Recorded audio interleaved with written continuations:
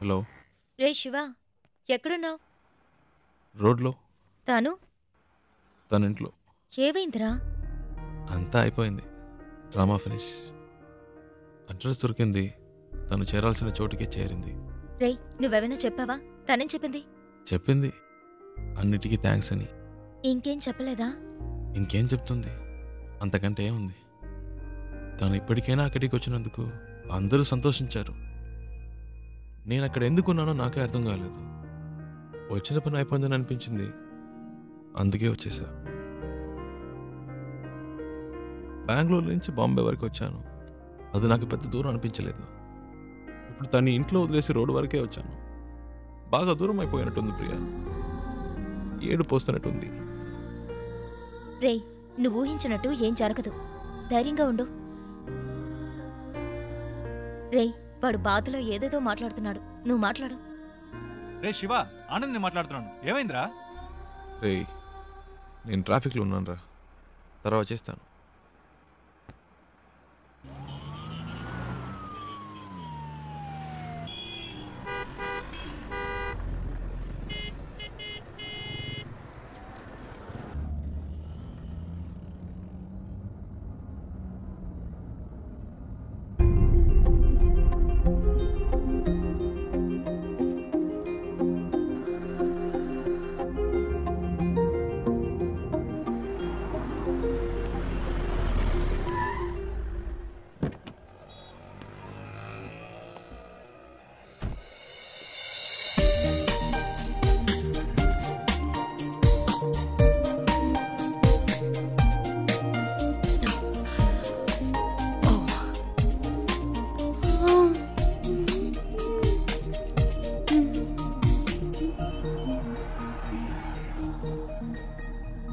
శివ, నువ్వు ఇంకా వెళ్ళలేదా?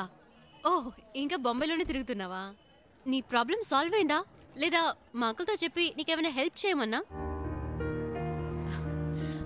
పర్చేస్ మొత్తం అందరూ పైనే ఉన్నారు. సడన్ గా తీసుకొచ్చారు. అది తీసుకో, ఇది తీసుకొని ఒకటే గొడవ. ప్రాణం తీసేస్తున్నారు. నువ్వు ఇంట్లోనే చూసావు కదా ఎలా నెత్తి మీద పెట్టుకున్నారో. ఇలా చెప్పా పెట్టకుండా తీసుకొచ్చేసి అది కావాలా ఇది కావాలని అడిగితే మనకి ఇబ్బందిగా ఉంటుంది కదా. అందుకే కిందకు వచ్చేసాను. Nice car, you know. చిన్న జర్క్ కూడా లేదు. రియల్లీ. కొనేటప్పుడేమో 100 1000 చెప్తారు, అమ్మేటప్పుడు పావలాకి 10 పైసలకి అడుగుతారు. నీ గాజులు అమ్మితే ఇదే వచ్చింది అమ్మా. అది ఉంచుకోండి, అది మీకే. మనకి మంచి లైఫ్ స్టార్ట్ అయింది. గేట్ దగ్గర నుంచున్నాడు. ఎందుకు పాతవని చేతికున్న గాజులు తీసిచ్చాను. అవమ్మేసి నాకే తెచ్చిస్తున్నాడు. ఏమిటేమా నువ్వు? బస్కి ట్రైన్కి కూడా డబ్బులు లేవు, ఈ గాజులు అమ్మి పెట్టండి అని అడిగినావు. నీ డబ్బు నాకు ఎందుకమ్మా?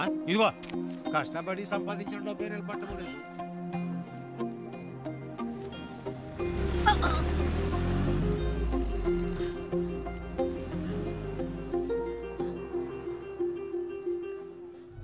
ఎప్పుడు లేనిది ఏంటి ఇది కొత్తగా? సడన్ గా ప్రేమ పొంగొచ్చిందా? లేచిపోయిన దానికి పుట్టిందే కదా. గుండెల మీద తన్నేసిపోయింది వీళ్ళమ్మ. ఇంకా కళ్ళ ముందు మెదులుతోంది. ఇప్పుడిప్పుడే కోలుకుంటున్నాం. మాకెప్పటికీ మనశ్శాంతి అనేది ఉండదా? మన కుటుంబ గౌరవాన్ని సంతోషాన్ని పాడు చేయడానికే దాపరించింది. ఎక్కడికి పోతాయి ఆ బుద్ధులు? వాళ్ళ అమ్మేమో మనల్ని కాదనుకుని ఇంట్లోంచి వెళ్ళిపోయింది. ఇదేమో వాళ్ళ నాన్న ఏర్పాటు చేసిన పెళ్లి కాదనుకుని వచ్చేసింది. మమ్మల్ని క్షోభ పెట్టడం వల్లే దీనికి పరిస్థితి వచ్చింది. చెప్పేది వినరా, గట్టిగా అరవకు. దానికి వినపడుతుందేమో. వినపండి, వినపడాలని మాట్లాడుతున్నాను. మన కుటుంబంలో దానికి చోటు లేదు. దానికి ఏదైనా చేయాలనుకుంటే వేరుగా ఉంచి చెయ్యి. లేదు అదే ముఖ్యం అనుకుంటే మమ్మల్ని వదిలేయి. మేము బయటికి వెళ్ళిపోతాం. మీరే నిర్ణయించుకోండి.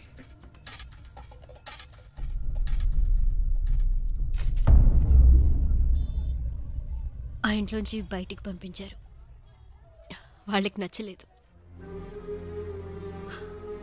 అమ్మ గురించి తప్పుగా మాట్లాడారు. అందుకే నేను అక్కడ ఉండలేకపోయాను. వచ్చేసాను. అమ్మ చెప్పింది తాతగారి పేరు మీద బాంబేలో రోడ్డే ఉందని. కానీ ఇప్పుడు రోడ్డు మీద వచ్చి నుంచునే పరిస్థితి వస్తుంది అనుకోలేదు. 3 రోజులు నా కోసం కష్టపడి తీసుకొచ్చా. ఇవన్నీ నీకు తెలియడం ఎందుకని నేను మెయింటైన్ చేశాను. అంతలో ముసలోడు వచ్చి మొత్తం చెడగొట్టేశాడు.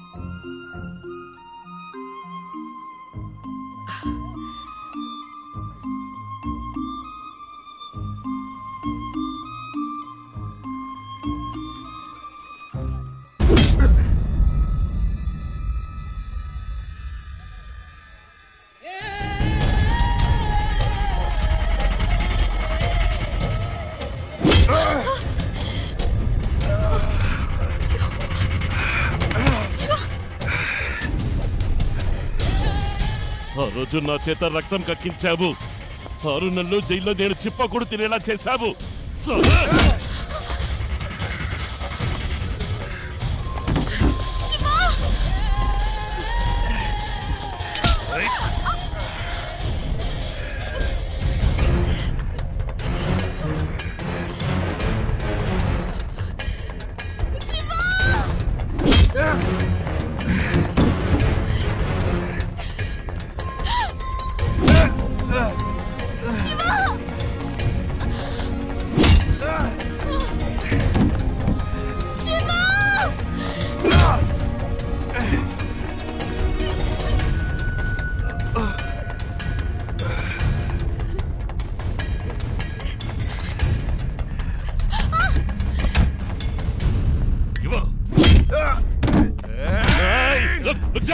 దీనికి నీకు ఏ సంబంధము లేదు. వీడు నా శత్రువు. నీకు కావాల్సింది ఆ అమ్మాయి కదా. తీసుకువెళ్ళు.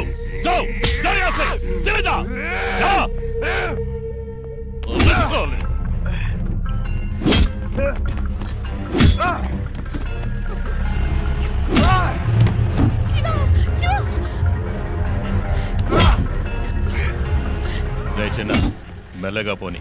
వాడు దెబ్బలు తిండో చూసేద్దాం.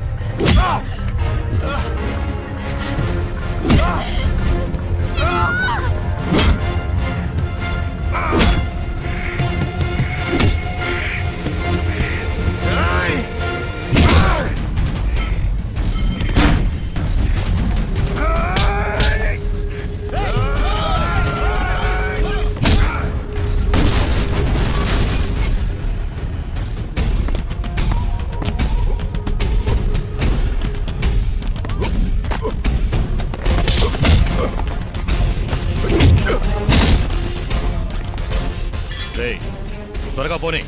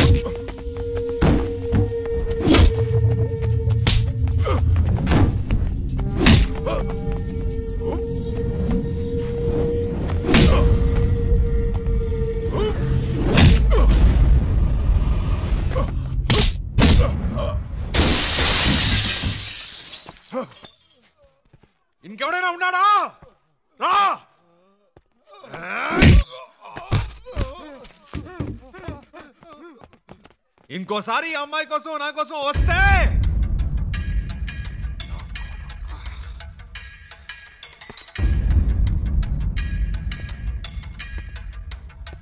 రా, ఇంకెవడొస్తారో చూస్తా.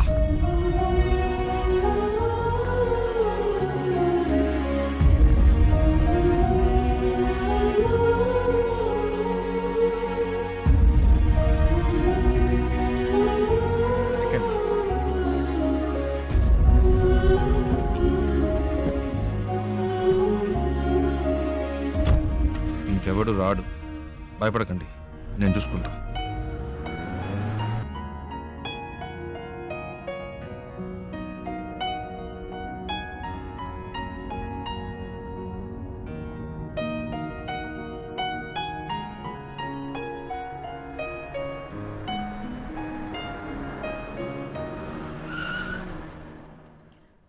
ఏమైంది శివ?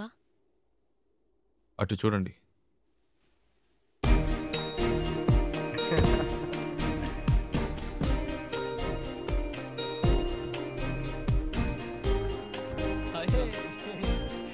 హాయ్. రేయ్, చెప్పనే లేదు ఈ అమ్మాయితో కలిసి వస్తున్నామని. తెగ విసిగించాడండి. టార్చర్ తట్టుకోలేకపోయాం. బెంగళూరులో మిమ్మల్ని మొదటిసారి బస్సులో చూసినప్పటి నుంచి మా ప్రాణం తీశాడు. బెంగళూరులో బస్సులో నన్ను చూసాడా? ఏమండి, మీ వల్ల వీడు ఇంటర్వ్యూ మిస్ చేసుకుని వచ్చాడు. ఇంటర్వ్యూనా? ప్రతిసారి ఏం జరిగినా మాకు ఫోన్ చేసి మా పని చెరగొట్టేవాడు. నేను మీ అమ్మమ్మ ఇంట్లో వదిలొచ్చాక తెగ ఏడ్చాడు. కూల్ చేసేసరికి మా ప్రాణాలు పోయాయి. నువ్వంటే తనకి అంత ఇష్టం తెలుసా? ఆ విషయం చెప్పరా అంటే చెప్పకుండా నువ్వే ముందు చెప్తావని కథలు చెప్పాడు. చారు చారు అని రోజుకి 1000 సార్లైనా నీ పేరు చెప్తాడు.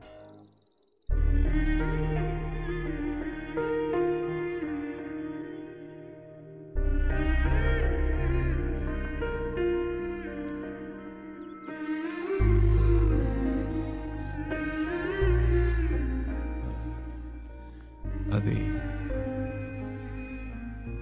వాళ్ళేదో తమాష్కి అలాంటిదేమీ లేదండి. నిజంగా మీరు ఏ ఇంకా ఎందుకు దాస్తా?